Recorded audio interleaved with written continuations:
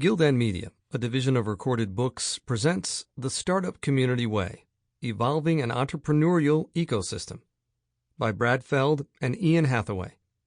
Narrated by Mike Lenz. Forward.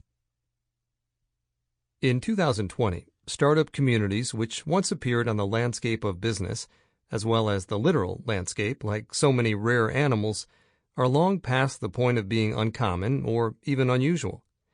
As you'll hear in the many compelling stories of progress that follow, they're coming together everywhere now, both in this country and around the globe, filled with energy and potential and the desire to look ahead to the kind of future we all want for our society. This is a critically important development. Quite simply, we need entrepreneurs and their ideas to keep our society moving forward, not just economically, but equitably. The nurturing of startups, which is amplified by magnitudes when they share in a community of organizations and people, is the best way to make sure we achieve that goal. That startup communities exist in such abundance is thanks in large part to Brad Feld. Every startup is unique, unpredictable, and unstable. But that doesn't mean they can't be managed for success, provided it's the right kind of management.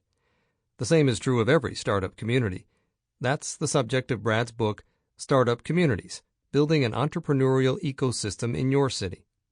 It lays out clear practices and principles for managing the bottom-up versus top-down structure of startup communities, which, because they are built on networks of trust rather than layers of control, can be maintained in the same way that public goods and economic development were in the past.